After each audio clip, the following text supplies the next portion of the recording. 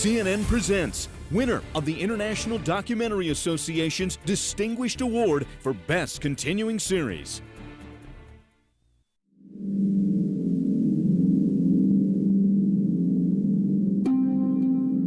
A whole crowd has gathered in order to pray in St. Peter's Square. It was a time the world came together. A square pulsing with prayer, hoping for life, preparing for death.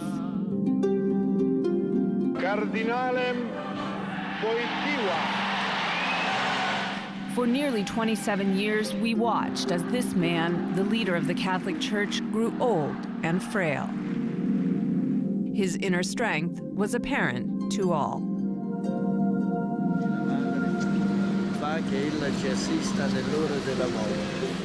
Now it is a time for faith and reflection. The moment before everything changed.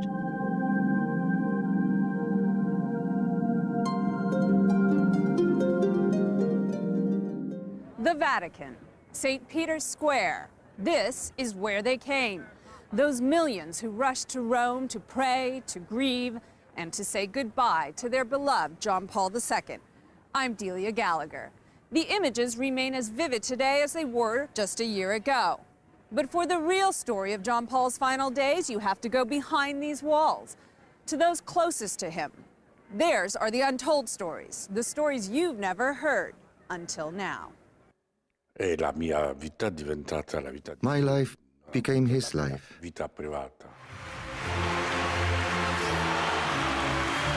For nearly 40 years, Cardinal Stanislaw Dziwisz and Pope John Paul II were inseparable. I didn't have a private life. His schedule, his work, became my work, my schedule.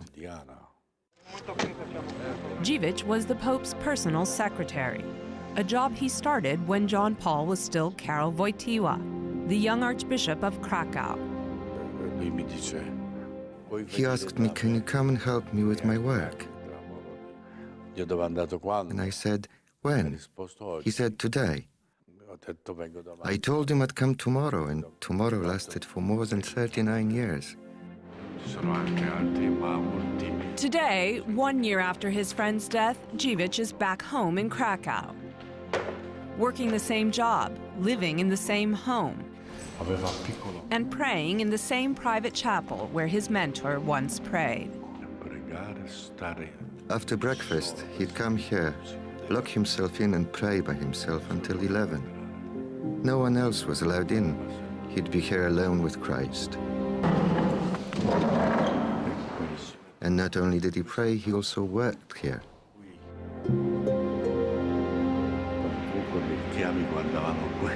The nuns were always curious about what he was doing. They peeked through the keyhole and would see him prostrate on the floor. That was his way of praying. So this chapel was very close to his heart. He was always very prayerful, and you rarely saw him without a rosary in his hand. Edmund Szoka is the governor, the chief administrator of Vatican City. He met the Pope 30 years ago. Oh, gee, he struck me as a very impressive, very kind, very gentle person. He had that gift of expressing friendship, just not only by what he said, but just by his whole personality. A Polish-American, Szoka was Cardinal of Detroit when in 1990, Pope John Paul summoned him to Rome to help put the Vatican finances in order. A working relationship developed into a friendship. He always invited me for Christmas dinner and for Easter dinner. What would that be like, Christmas dinner with the Pope? Oh, it was delightful. Obviously, you would be tired, you know, after all the ceremonies, but you know, you wouldn't think so to see him at the meal. He looked very relaxed, and of course, the only ones there were people who spoke Polish, because I think it gave him a chance to relax. And not have to be thinking in another language. Gloria a Dio nel più alto dei cieli. It was like seeing the face of Jesus for the first time. Mother Tecla Famiglietti is the head of the Brigittine nuns in Rome. She first met the pontiff in 1979, after he became pope. He asked me, "What is your mission?" And I said, "The glorification of God and the reunification of the Church."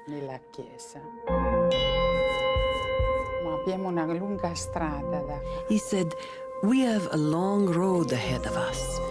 And I said, "Yes, Holy Father, this won't be easy, even for us." But 1 year ago, they were at the bedside of a dying pope, saying farewell to a friend, a mentor, and the leader of their church. I knew that it couldn't go on much longer. God didn't let him suffer long, only 3 days. It was the hardest time of my life. The loss was just too great.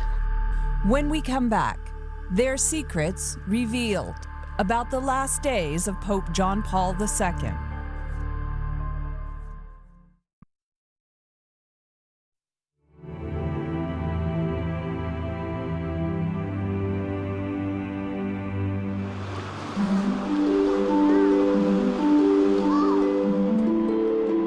It was a scene like so many we had seen before. January 30th, 2005. Pope John Paul II, perhaps at his happiest, interacting with children.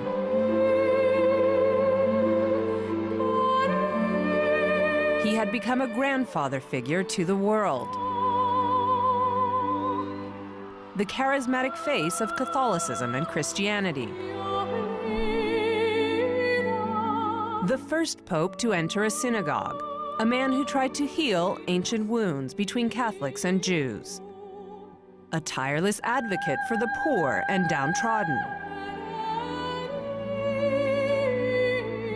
And perhaps no other person was more instrumental in bringing down the Soviet Empire.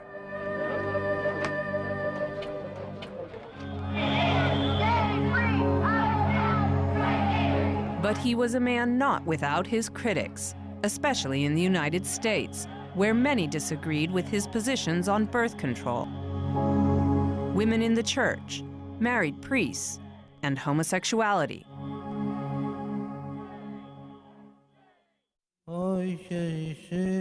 Still, he was the most recognizable figure in the world, his frail appearance by now familiar. An 84-year-old man who had survived an assassination attempt, 9 surgeries, and Parkinson's disease. Bent, but never broken. I'd seen him before when he was sick, and one day he'd really be sick, and the next day he'd be right back. So he was very strong in that sense. For more than a decade, speculation had swirled about John Paul's ability to go on. But the most traveled pope in history refused to bow down to his weakening body. The declining health did not affect his mind. It was clear right to the end. And he didn't let this declining health interfere with his activities. He didn't give up. He didn't say, I can't do this anymore. He did it, and he kept doing it. Did he ever express frustration? No, never. For years, Archbishop Renato Boccardo planned the Pope's trips. I remember when he first started using a cane. Before he'd appear in public, he'd put it aside and try to walk without it. He watched John Paul adjust to his declining physical condition. Gradually, he started appearing in public with a cane, and he'd start to play around with it. I remember when we were in Manila, he started to spin it just like Charlie Chaplin in front of the kids. I think in the end it became natural for him. You know, this is the way I am. Many people described him as the impatient patient. I don't think that's true at all. Dr. Rodolfo Proietti was the head of the Pope's medical team at Rome's Gemelli Hospital. But he was impatient in another sense. When he felt better, he couldn't wait to get out of the hospital, which he called Vatican III, and get back to his job. That was important for him. He never wanted to waste time. Nor would he waste time on self-pity. I remember saying to him, Holy Father, I'm sorry that you're in such pain and that you cannot walk like you did when you were an athlete. And he looked at me, and I always saw the look of Jesus in his face. And he said, Mother Tecla, the doctors did what they could, and I thanked them. But one thing's important for me. I can write many encyclicals, but I believe my suffering, my small suffering, can help humanity. Joaquin Navarro Valls is the Vatican spokesman. So you never said to him, you don't have to do it today. Yes, Holy Father, it's not necessary. Okay, is there a microphone? Yes, I will do it. Did you ever say to him, Holy Father, slow down? I don't remember if I said it exactly that way, but I don't think it would have done any good. The Pope continued on, wanting his personal suffering to be visible in the most public of ways. He still enjoyed and treasured the gift of life. Wilton Gregory is the Archbishop of Atlanta. I think it was a great encouragement to the sick, the elderly, that illnesses and that debilitations don't rob us of our dignity. Breaking news out of the Vatican. Pope John Paul II, it says, has been taken to the hospital. It's been 6 hours since the Pope's been admitted. Late on the evening of February 1st, 2005, without any warning, the Pope was rushed from the Vatican to Gemelli Hospital. We knew it was an emergency, and the hospital was prepared to deal with it. Struggling to breathe, the Pope was taken to his private suite on the 10th floor. During these critical times, you have to forget that this is the Holy Father. We have to check our emotions. It's our job. Proietti and his team stabilized the Pope's condition. The diagnosis, complications from the flu. There was a sense, will he make it? Will he make it out of it? CNN Rome bureau chief, Alessio Vinci. And I guess he was the one who wanted to give us the answer. As the Pope recovered, crowds outside the hospital turned his 10-day stay into a celebration. The streets were packed for his release. But behind the scenes at the Vatican, whispered questions.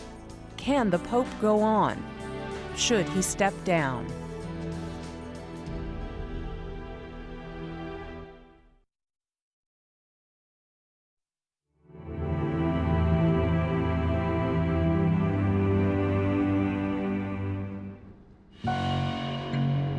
February 24th, 2005.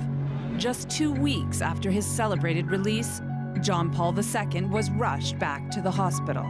Pope John Paul II on a respirator after a serious medical setback. Honestly, I think a lot of the people were surprised that the Pope had gone to the hospital the second time. The first question was, did he go home the first time too soon? Is this time worse? And so, obviously, we all start drawing the worst-case scenarios. This time, it was more serious. The Pope needed a tracheotomy to breathe. The procedure was absolutely necessary to save the Holy Father's life. All other concerns were secondary to performing the tracheotomy. Dr. Rodolfo Proietti warned the Pope this procedure could cost him his voice. Potentially disastrous for a man whose words were so vital. Cardinal Camillo Ruini was one of the Pope's closest aides. He agreed, because he knew that without this he couldn't live, couldn't go on. And he thought, maybe I can learn to speak. The 30-minute operation was kept secret until it was over. The condition of the Pope's voice was a mystery. But his written words upon awakening were telling. To Mary, he wrote, I once again entrust myself. Totus tuus, I'm totally yours. John Paul's love for Mary dated back to his childhood in Poland. Karol Wojtyła was born in the small town of Wadowice. His family apartment overlooked the Church of Our Lady, where he served as an altar boy. Before she died, his mother Emilia encouraged her 8-year-old son to become a priest. Soon after her death, Wojtyła's father took him on a journey to Kalwaria, a series of shrines outside his hometown.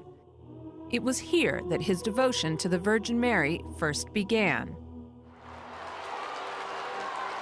Decades later, Pope John Paul II would make another pilgrimage, this time to Portugal, to thank Mary, Our Lady of Fatima, for saving his life. He believes that in 1981, when the assassination attempt was made on his life in St. Peter's Square, that Mary diverted the bullet, literally touched the path of the bullet so that it didn't hit any major organs. That bullet is now in Fatima, welded into the crown of the Virgin Mary. As John Paul grew older and weaker, his devotion to Mary grew even stronger. In his final year, he visited Lourdes in France, a place of pilgrimage for the sick and suffering. His love of Mary and his feeble condition on full display. This struggling, bent, broken, frail figure appeared before them and said, "Today I am a sick man among the sick." I mean, you cannot imagine the resonance that that had in that crowd. Suddenly their suffering, had meaning, had been ennobled by the fact they shared it with this transparently holy man. The health of the Holy Father, John Paul II, continues to improve and show progress. March 3rd, 2005. Though the Pope's health remained in question, he remained in public, blessing children outside his hospital window, reading at a hospital mass, even appearing at St. Peter's Square via widescreen TV. The Vatican wanted to just project the picture that everything was going to be all right, that the Pope was going to recover, that this was just another scare, and that you, the journalists, are making a too big deal out of this. 2 weeks later, in mid-March, the Pope once again journeyed home from the hospital. It was a big television show. I don't think even Hollywood could have organized this. Live cameras all along the route, helicopter cameras. There was a camera inside the car driving the Pope in the crowd. I mean, I've never seen that. But all the careful camera work could not disguise a visibly pale and weakened Pope. Within the Vatican, questions about his ability to lead. What if he couldn't continue his duties? What if he fell into a coma? We don't know what to do if the Pope becomes incapacitated. So we hope that the Pope writes a document, a secret document, that can then be released that says, okay, this is how you deal with it. Rumors swirled of a letter written by the Pope dictating a plan of succession. Not so, says Archbishop Dziwisz, the Pope's personal secretary. No, he never talked to me about it. But I do know who he did talk to Jesus. He did discuss it with some of his closest colleagues, but that was some time ago. There is this beautiful phrase we use that sums it up. You don't come down from the cross. I think that resignation was just completely inconsistent with the psychology of the man. This is someone who was profoundly convinced that on May 13th, 1981, the Virgin Mary changed the flight path of a bullet to preserve him in office, and that his pontificate was part of a broader cosmic story about the forces of good and evil at work in the world. I mean, if that's your conviction, I don't think you ever believe it's up to you to decide when to quit. And the Pope made it very clear. Any talk of quitting would not shake his will. He would wait for God to call.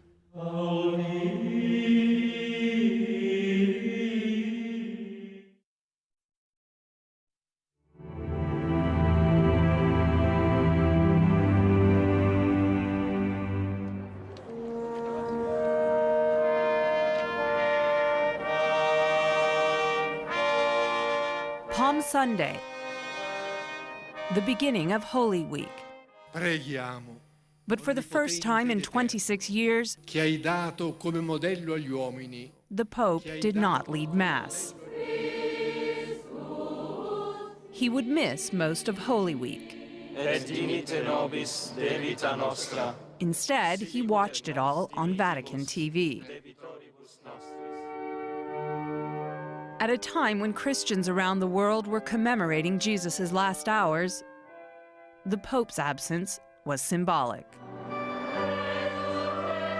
Then, on Easter Sunday, the 84-year-old pontiff made his way to the window above St. Peter's Square, wanting desperately to see and speak to his flock, who wanted desperately to hear their Pope.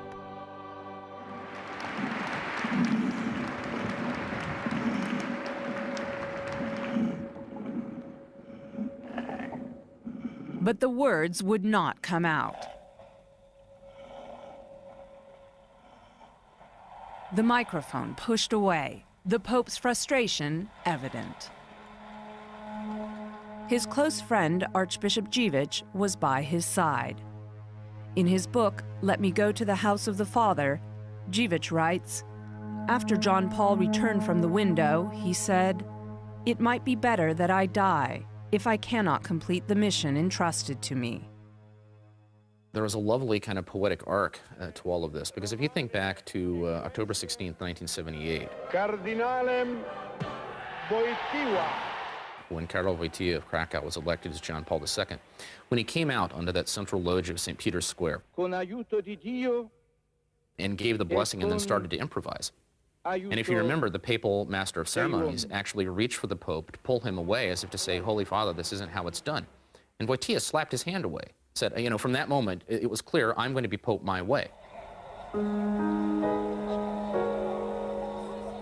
And there at the very end, you know, that Easter Sunday when the Pope was there at the window for that agonizing 12-minute period, you know, trying to speak and just being utterly unable to do so. And at two different moments, his aides actually tried to roll him away from the window, and once again, he slapped their hands away, as if to say, here at the very end, I'm still doing this my way. You know, I think there was something marvelously appropriate about that.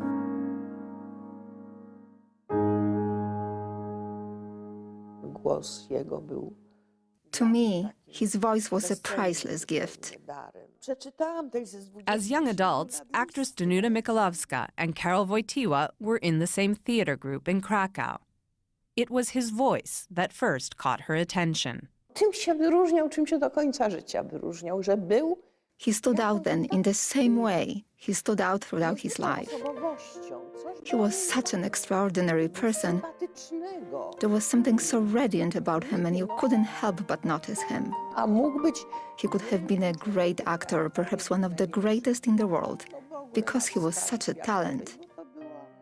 For decades, they would exchange letters, more than 100, the last one just 2 weeks before his death.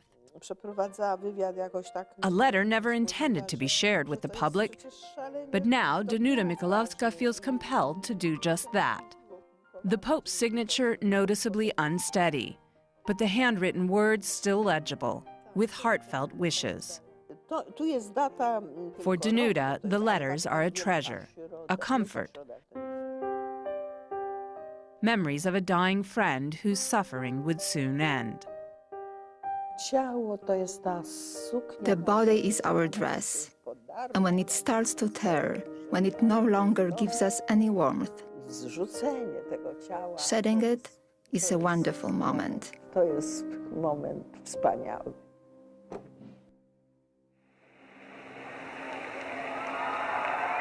3 days after Easter, the Pope tried to speak to the masses once more. We even tested it beforehand. Archbishop Dziwisz remembers the Pope's rehearsal and his frustration after his second failed attempt.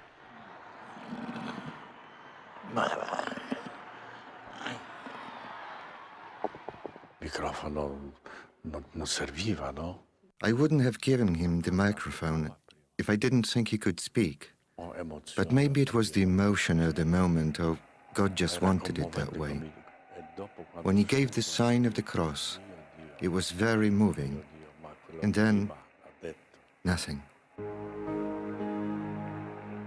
This would be the last time the world would see John Paul. Through his inevitable suffering, through his last moments here. But he was teaching something very important. This Pope, who had teach many people around the world how to live, was also teaching in those moments how a person can die. The next day, Thursday, Pope John Paul II fell ill one last time. He was dressed for Mass, but all of a sudden, at the beginning, he started to shiver. I understood immediately after Mass that he had a severe infection. And then one thing led to another, and his condition got worse. His temperature shot up to 104 degrees. Doctors inside the Vatican said there was nothing more they could do. The Pope was asked if he wanted to return to the hospital. He answered the question with a question. Is there anything in the hospital that can do to me that you cannot perform here? The answer was no, Holy Father. We have everything here. There were different doctors and so on, and he decided to remain in his apartment. Certainly the fact that, all of his appointments were canceled and then it was announced that he was under medical care in the papal apartments and that no other hospitalization was envisioned, I think that certainly set off alarm bells. John Paul II was given last rites. His closest friends would be summoned to his bedside. When we come back, the untold story of their final goodbyes.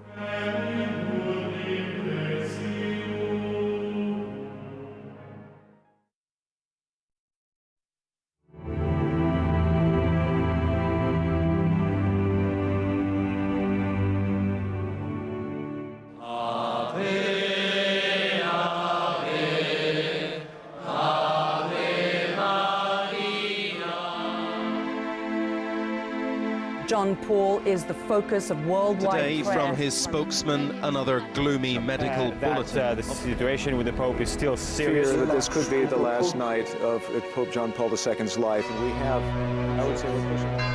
Friday, April 1st. The Pope's condition had worsened. As the news spread, so did the concern. From Mexico to Moscow, Poland to London. Thank you for praying for the Holy Father. To Washington, D.C. Spontaneous gatherings, prayer vigils, Eternal Father, masses for a dying Pope. May the Lord, who loves him so much, give him the strength he needs at this moment in his life, and if it is his will, restore him to us, or if it is his will, save him from suffering and bring him home. Amen. For a man who spent so much of his life traveling, the world was now traveling to him. There are thousands of people arriving all the time. The crowd here and the world watching those windows up there. The outpouring of sentiment and concern around the world has been striking. Obviously, I was struck by the enormous spirit of prayer. The quiet. I mean, it's a very rare situation where you can assemble 1 million people in one spot, and you can have the kind of hushed sobriety and the sense of reverence that you had. The mood was quite somber. I mean, you could clearly tell that we were not back to the previous weeks when we were outside of the Gemelli Hospital with crowds coming there, cheering him, waving flags. Santa Maria, Madre di Dio. That was no longer there. The crowd's attention focused on a window, high above the square, where the Pope had come to greet them so many times, or just to watch them in secret. At Christmas time, at night, when he couldn't walk anymore, we'd bring him to the window to peek at the square below, to see the nativity scene and the crowds, without being seen himself. Now, as he lay ill inside, the Pope was made aware that once again, his people were there.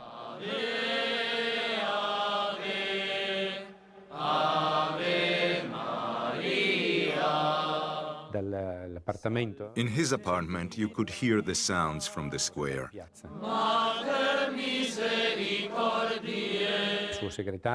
His secretary was telling him about the crowds below, and that messages were arriving from around the world.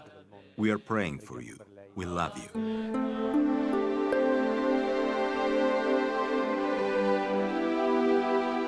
This was a man who, like no other of his time, had a magical connection with his crowds. And I think up to the very end, it was a source of great consolation to him to know that his people were out there. That connection with the crowd inspired some of the last words he spoke. I have met you around the world, and I realized that you are here, and I thank you for that.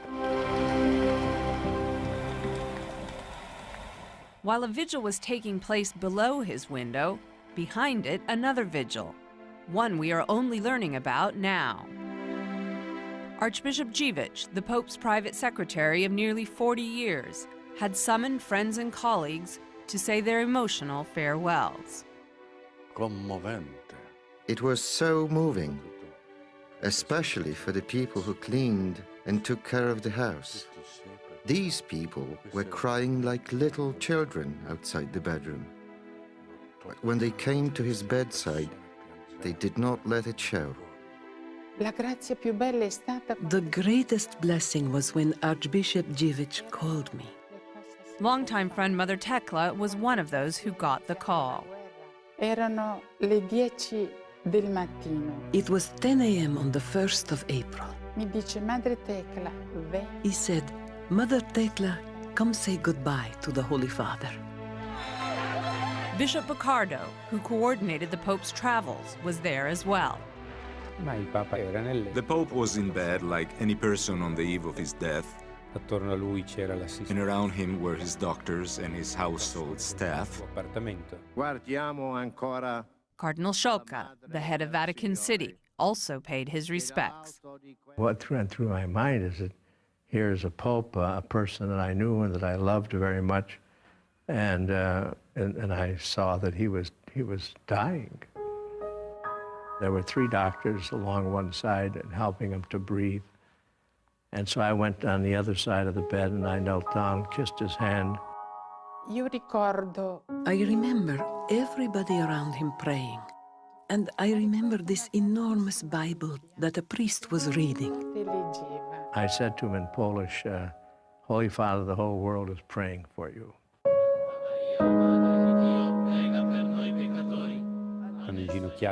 I got on my knees near the bed. I kissed his hand, and it was such an emotional moment. So many images came to mind. Words and moments came back to me. I knelt down, and the Pope was lying on his right side with his hand under his cheek. He was praying. It's called the prayer of the soul. His eyes were wide open, and he looked right at me, and he nodded to indicate he knew who I was. His eyes were like 2 stars.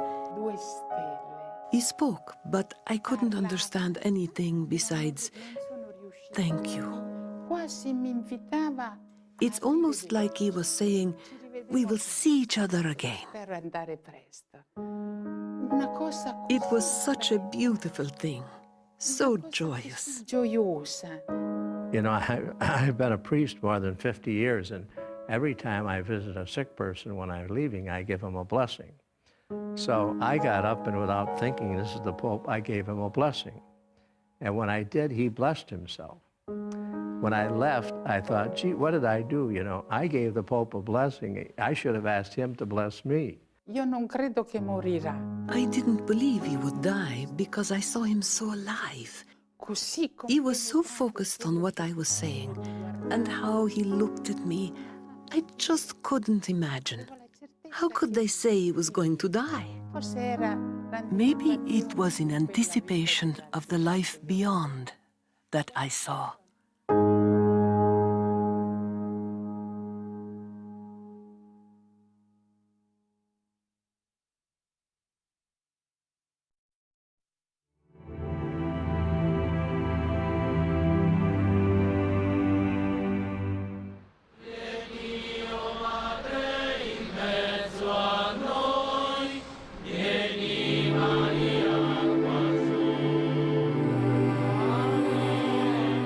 It is now Saturday morning. As you can see, it's dawn now, about 7.5 hours. They're very worried over the Vatican this morning. The condition of our Holy Father has remained the same. These windows are the focus of the world's attention. Behind them, the Pope is living the last few hours of his life. There is a bed, there is a kind of chest of drawers, there is a prie-dieu, a place for the Pope to kneel to say his prayers. And that's really about it. So a very simple, humble kind of bedroom. And the Pope, for the last hours of his life, was in his bed. Inside the room, those closest to him. Most notably, Archbishop Dziwisz, his friend for so many years. He read so much in his life. On his last day, he said, "Read me the Gospel." A priest read 9 chapters from St. John. On Friday, he remembered there was a Friday. And he used to pray all the Fridays of his life, the Via Crucis, that is the 14th station of our Lord with the cross. And every single time that was read to him a piece of this story, the Gospel, he sang the sign of the cross. Almost always, rosaries were being said, litanies of the saints were being invoked, hymns were being sung. Mass, of course, was celebrated regularly. And I think it was very quiet and it was very prayerful. There were some moments in which you could see that he was suffering a little bit more, and some of the moments in which he was more at peace. But certainly the sense of serenity throughout those days was astonishing, was tremendous. Santa Maria, Madre di Dio, prega per noi peccatori, adesso e nell'ora della nostra morte. In St. Peter's Square and around the world, the prayers continued. Adesso e nell'ora della nostra. Ma lui sentiva. He felt them, because all of his life he had been with the people. Perché lui era sempre pastore. He was a pastor, the shepherd of his flock. And then, Pope John Paul II spoke his final words. He said something like, "Allow me to go to the house of the Father," meaning heaven. No? Afternoon turned into night. On a table next to the Pope, a photo of his parents. In the room, a painting of the Virgin Mary. On the wall in front of him, an image of the suffering Christ. Ma in certo momento di sera, he had this idea, we have to celebrate Mass. And we did. Era proprio in ultima ora. It was during the last hour of his life. It was a beautiful Mass because the reading was from the Last Supper. Dopo Pasqua. A single lit candle was placed in the Pope's hand, a Polish tradition. There was an altar. He was next to us. I don't know if he followed everything because his eyes were closed. But even in those moments, when it seemed he wasn't conscious, I'd whisper in his ear, "Holy Father," and he would open his eyes.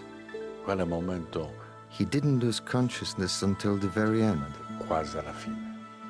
Finally, at 9:37 p.m., Pope John Paul II, surrounded by those who loved him, breathed his last.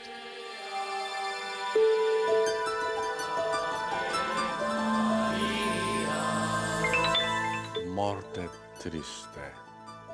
Death is sad, but his death was beautiful, because he believed in where he was going, to meet God.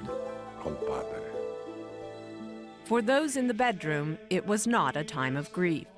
Instead, they sang this hymn of thanksgiving.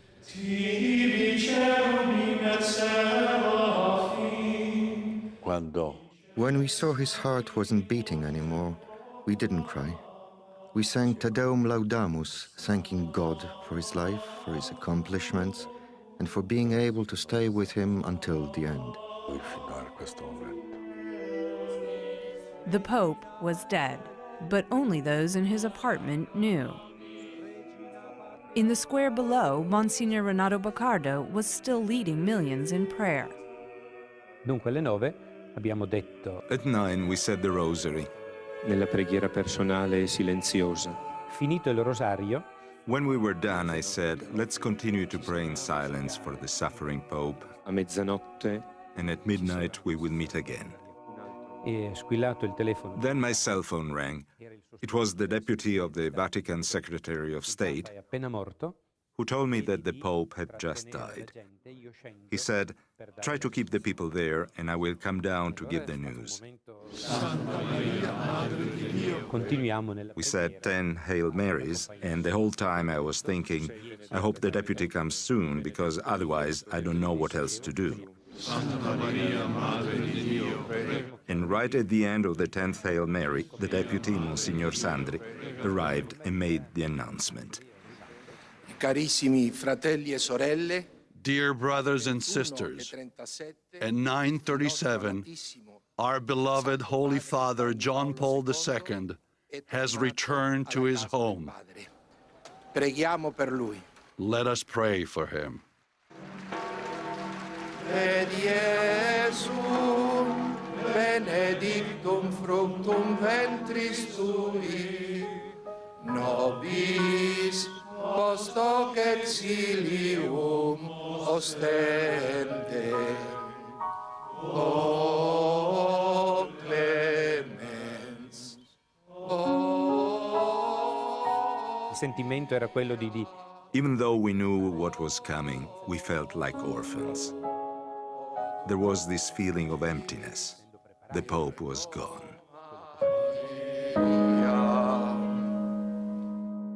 This was a great man, outstanding, perhaps the most outstanding man in the world, and certainly the most outstanding person I've ever known. And it was really sad to think he'd no longer be with us. Se parliamo... On a personal level, there was emptiness. We all felt it because he was so dear to us. Quando parliamo del nostro... When we speak of the Holy Father, we miss him. But we know that he is always close.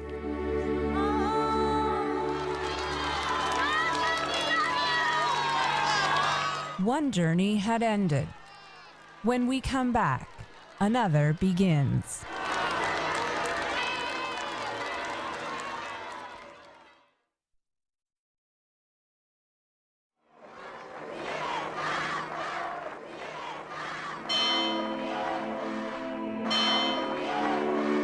Behind the scenes of a funeral that moved the world.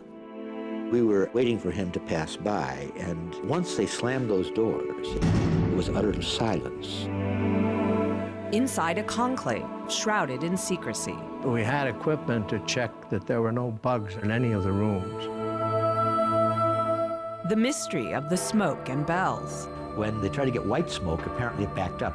It just filled one end of the chapel. And an unlikely miracle man, investigating whether John Paul is a saint. The last days of Pope John Paul II, the untold stories.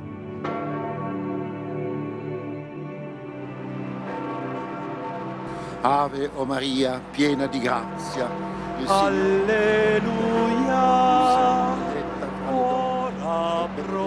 Our beloved Holy Father John Paul II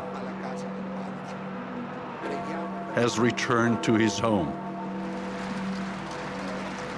The moment had finally come. Hundreds of thousands gathered in and around St. Peter's Square, faced with a new reality. After years of declining health, John Paul II was dead. Ave o Maria, piena di grazia, il Signore è con te. I think he'd felt the crowd's presence, and it gave him courage, because he knew he wasn't alone, and that he was going to meet God with this huge crowd behind him. Archbishop Stanislaw Dziwisz, the Pope's personal secretary, was at the pontiff's side in his final hours. There were so many cardinals who visited him. The Secretary of State, Cardinal Ratzinger, Cardinal Ruini, and others. It was very moving. The Archbishop now presided over the body.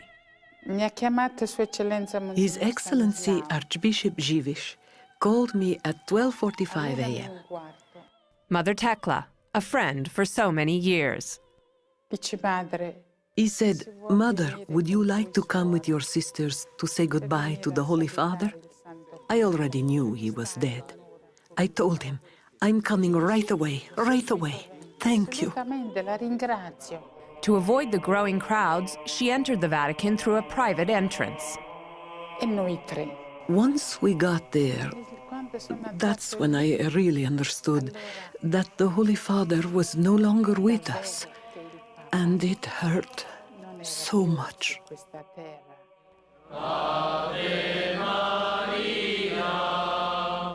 As the vigil continued outside, Mother Tekla and the other nuns prayed over his body through the night. We were like guards watching over a relic. It wasn't easy. I remembered all the times I had shared with him. On Sunday morning, Mother Tekla said her final goodbye. That Mass was truly the last sacrifice with him in that small chapel, and perhaps the last time I would see him. It was the most difficult time in my life.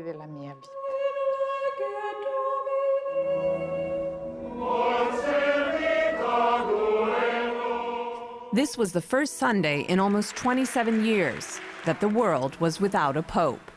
We had all lost a father. We had all lost an extraordinary leader and a dear friend.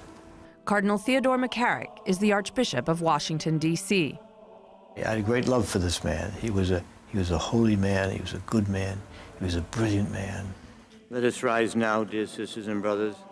Fulfilling his duties at home, Cardinal McCarrick rushed off to Rome.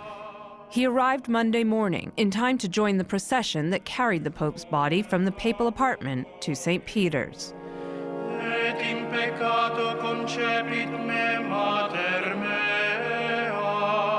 were all in our proper order, the processions, cardinals.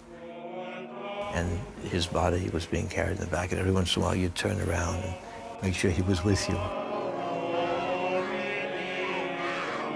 When we arrived in the piazza, people started to shout, "Viva el Papa," as if he was still there. And how many times in his life did he enter the great piazza and have people say, "Viva el Papa"?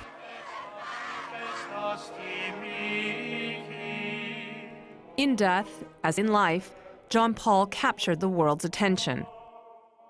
An estimated 5 million people descended on the Eternal City, drawn together to see a man they had never met, but all felt they knew.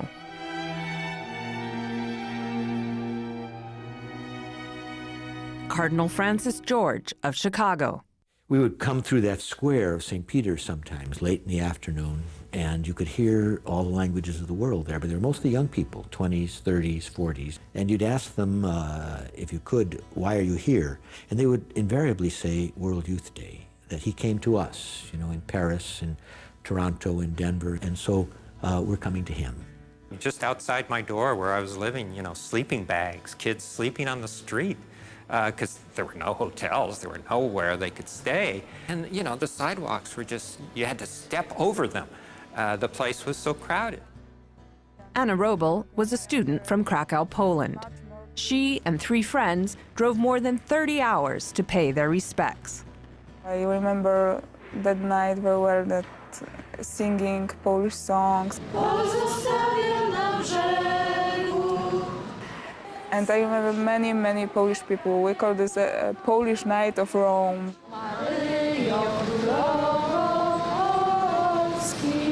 He was their Pope, a native son.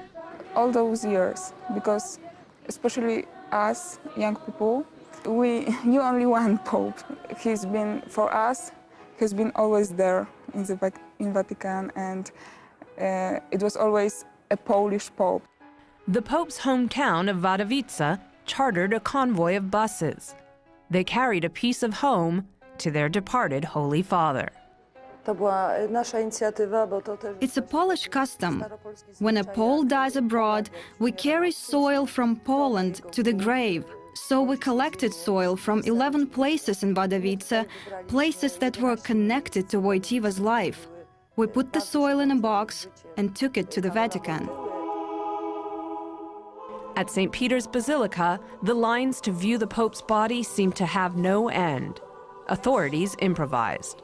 The plan, of course, was to close it at a certain point and then reopen it the next morning.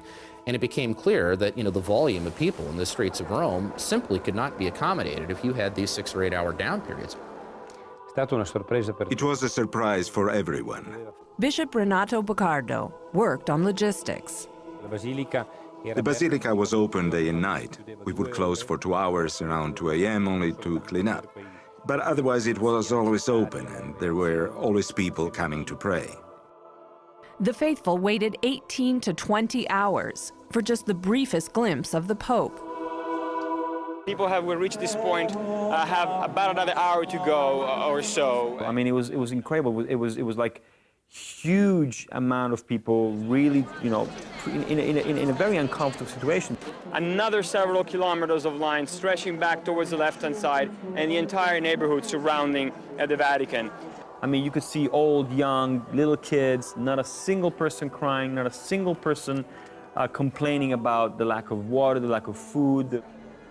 On Thursday, after 4 days, the crowds were turned away, and the doors of St. Peter's were shut.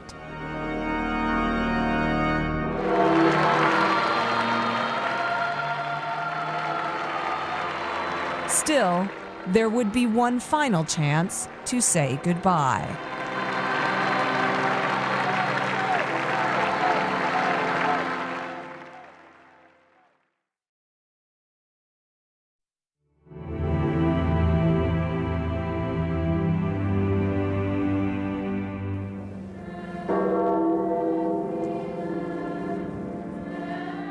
The funeral, April 8, 2005.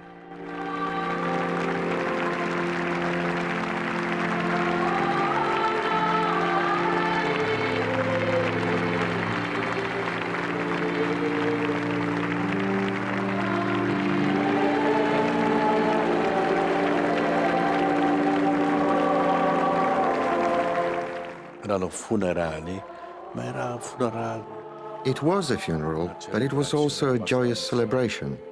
You didn't feel depressed or sad. You knew his life had been lived to the fullest, according to the gospel. His death and his funeral were a message to the church and to the whole world. He wanted it that way.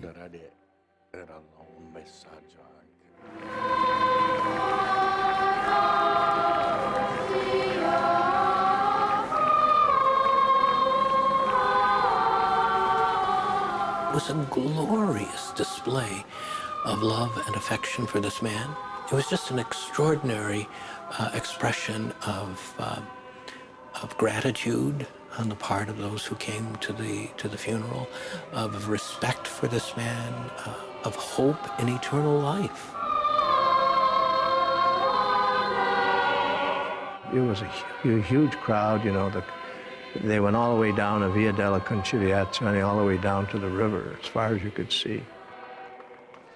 In nomine Patris et Filii et Spiritus Sancti.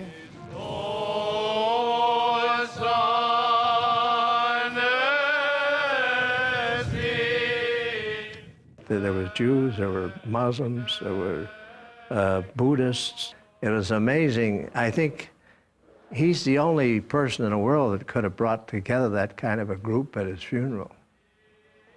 Because when he was Pope, you know, he received everybody.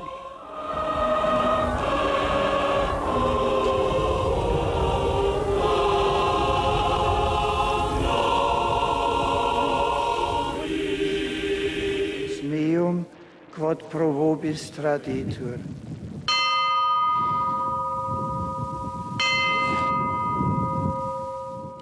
John Paul II made the papacy not just of concern for Catholics, but truly a world office, because he tried to speak truth, moral truth especially, in the midst of the historical anxieties of the end of the 20th century. And that came through. Why else did they come?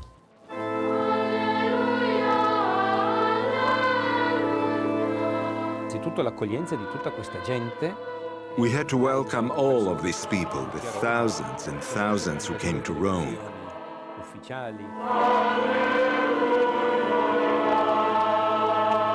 One of the problems they had was we had so many heads of states and so on who wanted to come that we were running out of room. Santa Francisca. The love of Christ was the dominant force in the life of our beloved Holy Father. Anyone who ever saw him pray, who ever heard him preach, knows that. We can be sure that our beloved Pope is standing today at the window of the Father's house, that he sees us and blesses us.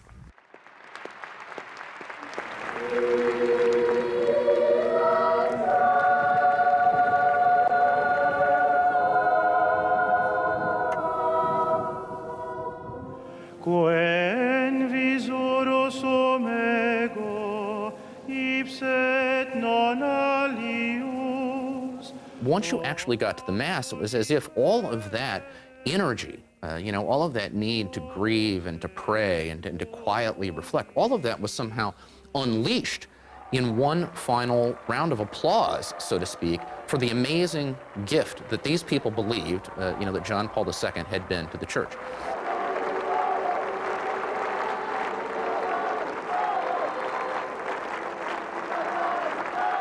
Allora diventa un momento di gioia. It was a moment of joy because his journey through life was wonderful. He kept the faith and he was rewarded. It was a triumph.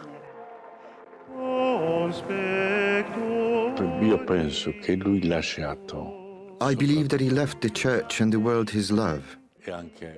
How else can you explain that even after his death, all the people came to be with him?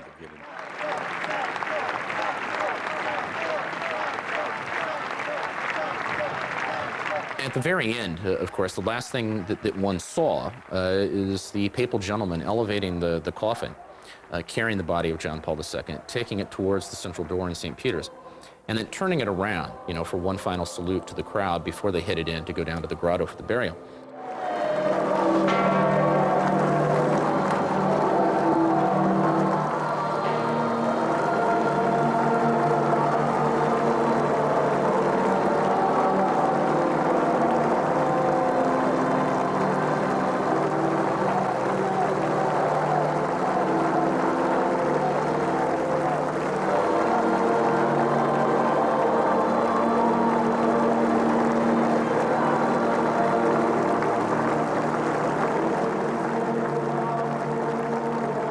We were in And we were ahead of it, waiting for him to pass by. And so once they slammed those doors, it was utter silence in St. Peter's Basilica. All you could hear was the pallbearers bringing the coffin through. And we were on either side, about 6 feet between us, of the long aisle leading up to the altar, because they had to bring the body down into the crypt where it was to be buried. And there was no music, there was no sound. We just watched him pass for the last time.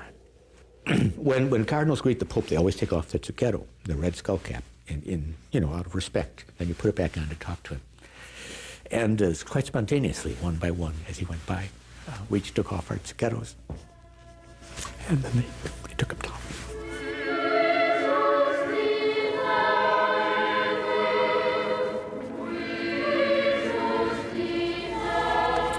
He was a great man.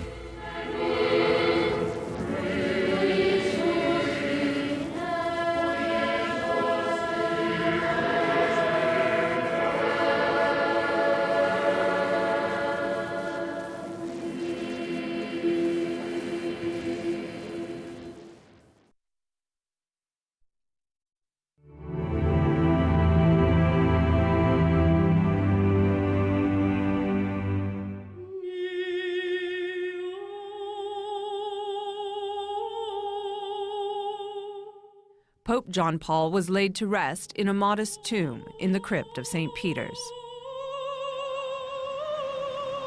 The Vatican was now at a crossroads. For the first time in nearly 27 years, the Roman Catholic Church was leaderless. It's only when the Pope dies that, in a sense, we all die with him. For all the cardinals, we lose our job when the Pope dies. The Vatican continues to function somewhat. I mean, the employees get their paychecks. But on the other hand, no major decisions can be made while the Pope, during the interregnum. The interregnum, Latin for between the reigns. The time between the death of one pope and the election of another. Pope John Paul II was gone, but who would take his place? Cardinals from around the world traveled to Rome to convene the conclave, the solemn ritual that selects the new pope. It's a ceremony steeped in secrecy. Their task, to find a man who could fill the very large void left by John Paul II. In the post-John Paul era, we expect our popes to be multilingual. We expect them to have a deep intellectual sense of cultural currents. We expect them to have something to say on every political, social, human theme of interest. Each morning, the cardinals would meet to discuss church business and what a new pope would face. One of us was going to have that role, and so we all spoke about the problems of the respective churches that we headed. But later, other discussions would take place about who that man should be. The first question is, are these guys politicking? Absolutely yes, and they will absolutely deny it. Because they're human beings, and people politic. The wheeling and the dealing does not take place in the Sistine Chapel. It takes place over espresso and anisette at 11 o'clock at night. So when does the actual discussion go on about who should be the man? Because obviously, at the end of the day, you have to choose one person. That's all in the informal gatherings that go on. Certainly the cardinals and bishops would talk to each other and say, what do you think of somebody? What do you think of this one? With the marvels of modern communication, speculation that was whispered in the halls in Rome was on the evening news that same day. From April 8th to April 19th, there was only one story in the world anyone was interested in, which is who's the Pope going to be? And about who could be the next pope. The next pope. The question is whether the next pope will decide who is the next pope. Among the emerging candidates, a cardinal from Africa, Francis Arinze of Nigeria. There was a lot of talk about Arinze, and Arinze would have been really the first sub-Saharan pope. I think there were some cardinals who found the idea of a pope out of the developing world attractive. But while the pope has to think about the whole world, of course, that, the real crisis of the moment that the church was facing was not in Africa, where Catholicism is exploding. It's in their own backyard in Europe. From Belgium, Cardinal Godfrey Daniels. From Italy, Cardinals Tettamanzi and Martini. From Argentina, there was Cardinal Jorge Maria Bergoglio, all papabili, Italian for men who could become pope. But ever present, Cardinal Ratzinger of Germany, perhaps the most powerful figure in the Vatican, a close confidant of Pope John Paul II for more than 20 years. The 77-year-old cardinal led the Mass at John Paul II's funeral and revealed a softer side to his colleagues and crowds. His ability to weave in, personal touches, talking about, John Paul looking down on the crowd from the window of the Father's house and so on. And the fact that Ratzinger himself actually teared up at a couple of moments. All of that showed many of the cardinals who might have had some reservations about Ratzinger's capacity to play on the public stage in front of crowds like that. I think those performances went a long way to resolving them. Joseph Ratzinger was also dean of the College of Cardinals and presided over all meetings leading up to the conclave. What was interesting was the way Cardinal Ratzinger used his position as dean. He knew every cardinal, and so when they wanted to speak, he could, call them by name. He also was able to respond to them in their own language. We found him during the general congregations to be a very humble man, very gracious man, very gentle, very good-natured. Support for Ratzinger was gaining momentum. There has been a small group of cardinals who were absolutely convinced that Joseph Ratzinger was the right choice to be the next pope. Pater de celis Deus. On Sunday, April 17, 2005, 115 cardinals from around the world were sequestered. Their mission? To elect the next pope. When we come back, secrets of the conclave revealed.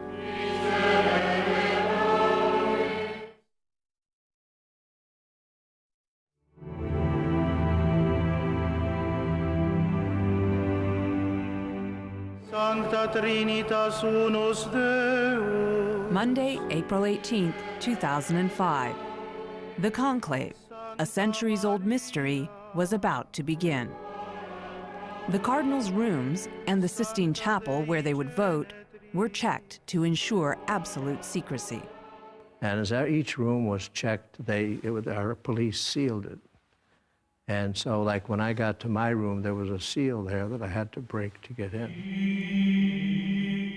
The secret proceedings began with an oath, each pledging their solemn duty. And we each had to go in there up to the Bible and swear through the secrecy and so forth. With each ballot, when you wrote the name, you went up in order, up to the altar. Behind the altar is the wonderful painting of the Last Judgment. You're standing with the ballot in your hand, folded, looking at that fresco by Michelangelo, and you're swearing an oath in Latin. Before Jesus Christ, who will be my judge, I swear and I vow that I'm voting for the one whom I judge now to be the best suited. It's a very serious enterprise. You put your salvation on the line with that oath. That's the scary part of it, because when you see it that way, it's not so much an election, it's a discernment. You're trying to discern who God wants. Outside, there was speculation. Who would it be? How long would it take? After 2 days of voting, just 4 ballots, the cardinals picked their man. Joseph Ratzinger was elected pope. He certainly didn't seek it, that's for sure. Who would in his right mind? And he seemed calm, anxious, frightened? No, he seemed calm. He seemed calm. There's a deep humility about him, and it's that humility which gives calm. I think the shockingly simple answer is that they felt they had to elect a pope who would not be crushed by the weight of comparison to John Paul II, and they felt Joseph Ratzinger was that man. The world was still watching and waiting for white smoke, the ancient sign that a new pope has been elected. But inside, there was trouble getting the word out. This ancient stove they haul in for this occasion, I mean, I don't know where it comes from, it's a pot-bellied stove. Somehow or other, they didn't have things connected exactly right. When they tried to get white smoke, apparently it backed up. I know it backed up, I was there. It just filled one end of the chapel. We are seeing smoke at the top of the Sistine Chapel coming from And that when the chimney smoke right there. finally We're trying to began to determine rise, exactly there was the belief from confusion this live picture outside. right now that might be black smoke. It started out a little white. The smoke looked white, although it wasn't completely white, but I couldn't call it the end of the conclave because the bells were not tolling. It was the wish of John Paul II that the bells of St. Peter's would ring upon news of a new pope. But here again, there was a problem. Ci voleva. After the Pope was elected, everyone was coming up to congratulate him in the Sistine Chapel. In the confusion, there was a lack of coordination about ringing the bells. And in that confusion, an official in the conclave realized he still had the keys to set off the bells. He was supposed to go out and hand them to someone who was supposed to do it. And so he had to sort of rush out and, scuttle off and give them to the person to crank up the system. I was waiting for that bell, and I remember must have been the 14 longest minutes ever in my Vatican television career. There we go, there we go, there we go. And then eventually we saw it's moving, and that's when St. Peter's Square exploded. We have a pope, that's it. It was an explosion of joy. It was unbelievable. Habemus papam. Finally, a new pope. Benedict XVI stepped out onto the balcony of St. Peter's Basilica. I think those of us who knew Cardinal Ratzinger knew that this was a strong and holy man. I think we all felt, and I felt, the church is in good hands. There was a sense of relief, a sense that we had done it as best we could. We had prayed, we had thought it through. We had elected someone who was prepared, best prepared, we felt, to take it. It's a very tough job, and he knew that and accepted it anyway. On Tuesday, April 19th, Pope Benedict XVI greeted his flock. It was a chilly night, and as the Pope raised his arms, he revealed a practical side. Everyone knew that we were in conclave, we wear the red cassock, so where was that black sleeve? Well, that was the sweater that he put on. I think it indicated that this man is going to be prudent, he's going to be thoughtful, he's going to be careful. The present Pope has a deep sense of obligation to John Paul II and wants to see that enormous legacy continued. He's not out to make a big mark for himself or to stamp something with his own vision. The important thing is the vision of Christ for all of us, and he's very much a servant of that. So I think John Paul II will be very pleased. That evening, the cardinals joined the new pope over dinner, a celebration with an added surprise. They added ice cream and a little champagne or, asti spumante. And we toasted the Holy Father, and it was a nice, quiet, there was a sense of relief and accomplishment and gratitude. Their work was now over, but a secret investigation was about to begin. Is John Paul a saint?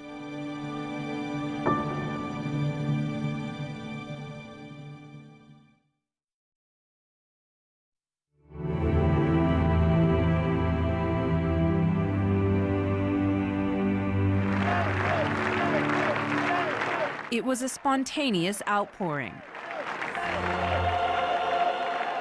Jubilant crowds at the funeral of Pope John Paul II.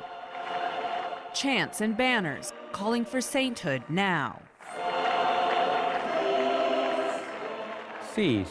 Yes, people loved the Pope, and from the first moments after his death, they already considered him an example of Christian life.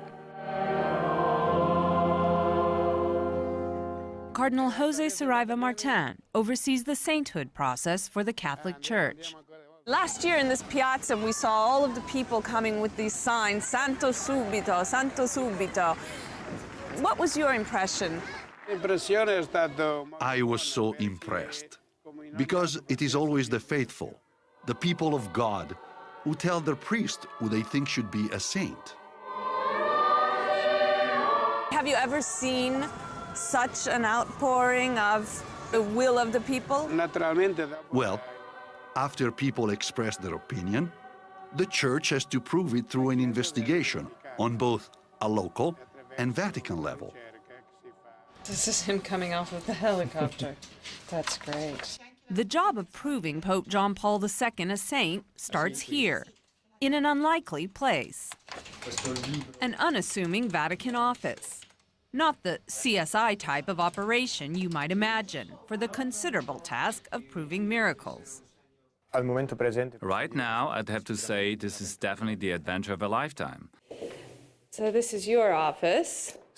Monsignor Slavomir Oder gathers letters and testimonials for John Paul's cause. That is, when he's not doing his day job, handling marriage annulments. Sometimes I'm busy with John Paul's beatification, and other times I have to focus on marriage annulments. But now I have to pay more attention to John Paul. The process begins with letters, reading stacks of letters, some mailed, others left at the late pontiff's tomb. I want to be good, and I'd like to become Pope myself. To be an angel, to protect everybody, like you. Allora, queste scatole sono... These are prayer cards that we send in response to people's letters, in different languages: German, French, English, Polish, and in Italian. Bellissimo. They are beautiful, they are very moving. Stories from teens and young children, they are very beautiful. We receive many testimonials, but not all can be considered true miracles. We also receive letters from those who are opposed to John Paul becoming a saint. Interesting. You are not paid for this work. No, naturalmente no. The process usually begins after a 5-year waiting period. But Pope Benedict XVI waived that rule for his predecessor, John Paul II. De Johannes Pauli II, Summi Pontificis. Something that had only been done once before, by John Paul, for Mother Teresa. You think it will be anyway what they call fast track? I think so. I hope so. Better, I hope so. Because you are sure that this man is a saint? Yes, personally I'm sure. Personally, I'm sure. One miracle is needed for beatification, the first step towards sainthood. We knew of many people who were helped by the prayers of John Paul II when he was living. But for beatification, the miracle has to occur after death.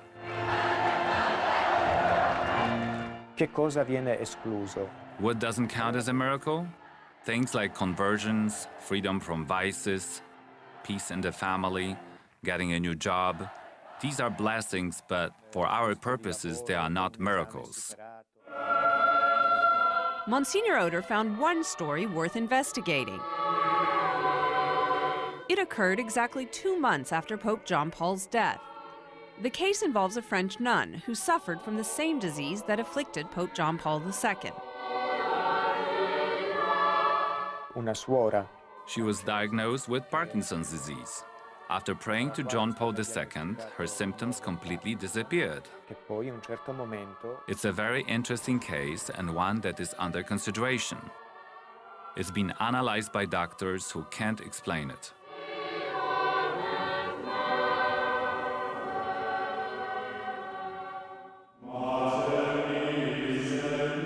If the miracle is approved, the Pope will be beatified.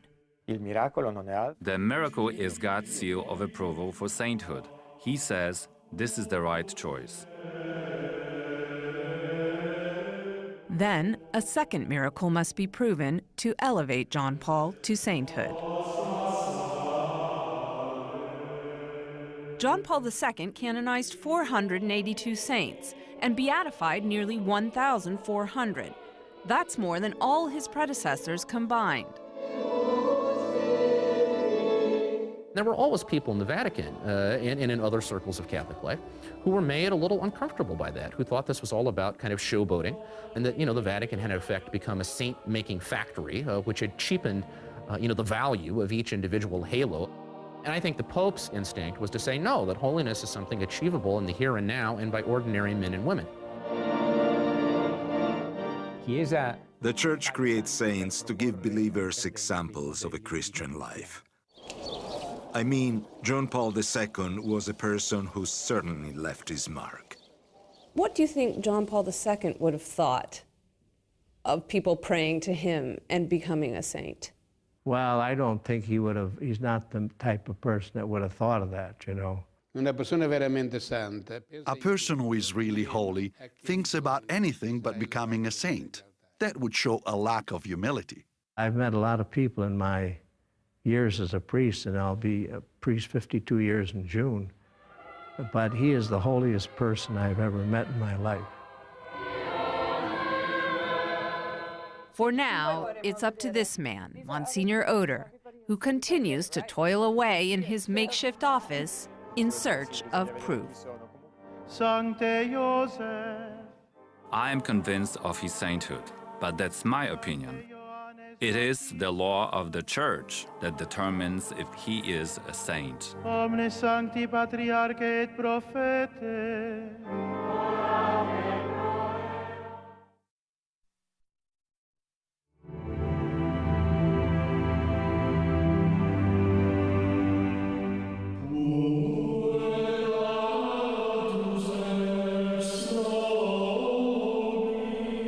It has been a year since his death, but the echoes of Pope John Paul II still reverberate.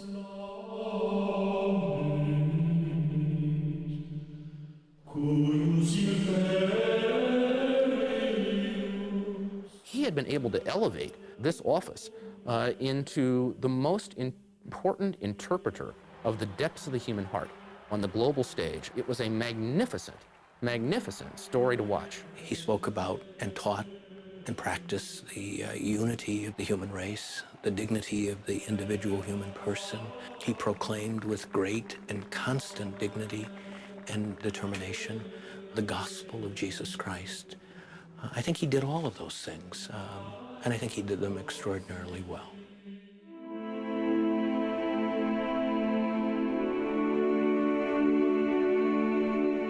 Within the Catholic Church, the Pope's legacy can be measured in sheer numbers.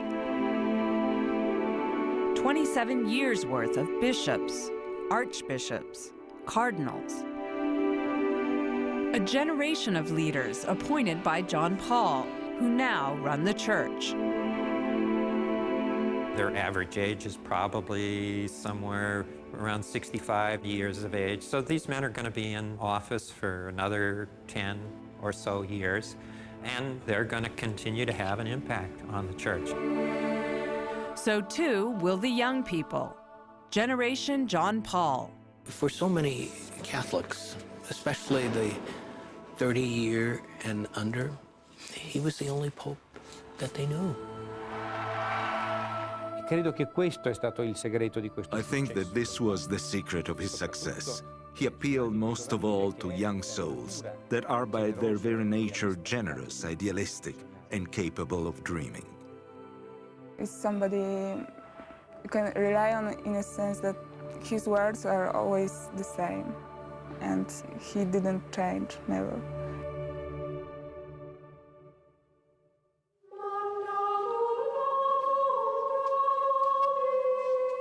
At the Vatican, his grave has become a place of pilgrimage.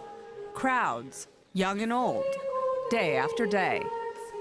The number of people visiting that tomb is amazing. Last I heard, it was still about 15,000 a day visiting his grave.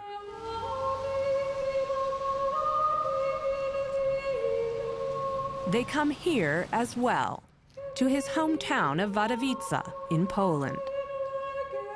His former house is now a museum. The church where he was baptized, a shrine.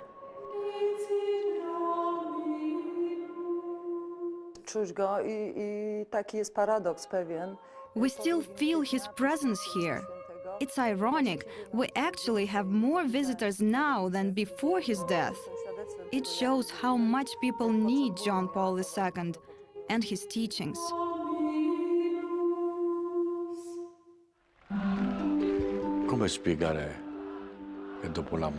How do you explain that even after his death, people still come to him? They're showing him their love, giving back the love he showed to them. I prayed for him, certainly, although I have no doubt he went straight to heaven. And I pray to him now. For those who knew him best, John Paul remains a vibrant figure, someone they still talk with and pray to. Io mi faccio delle belle conversazioni. I have great conversations with him. I talk to him as you would talk to Jesus, or the Madonna, or the saints. It isn't difficult. Do you pray to him? Yes, I pray. To the Pope? To the Pope, yes, every day. His death was for me a big loss, but also, I think, in another way, a big gain, because we have a tutor in heaven.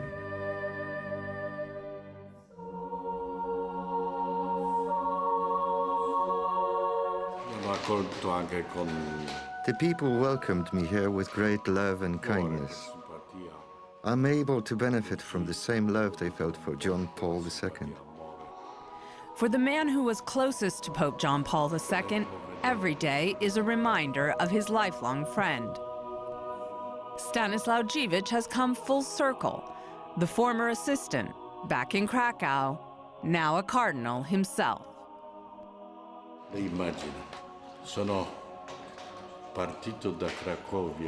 Imagine, I left Krakow with Karol Wojtyła. I lived with him there in Rome for 27 years, and now I have come back alone.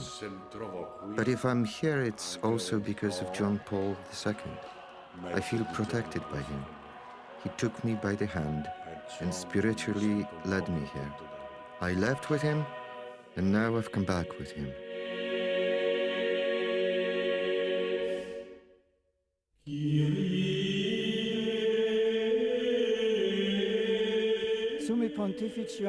The death of the Holy Father, John Paul II, and the days that followed have been an extraordinary period of grace for the Church and the whole world. I seem to feel his strong hand clasping mine. I seem to see his smiling eyes and hear his words, at this moment addressed specifically to me. Do not be afraid.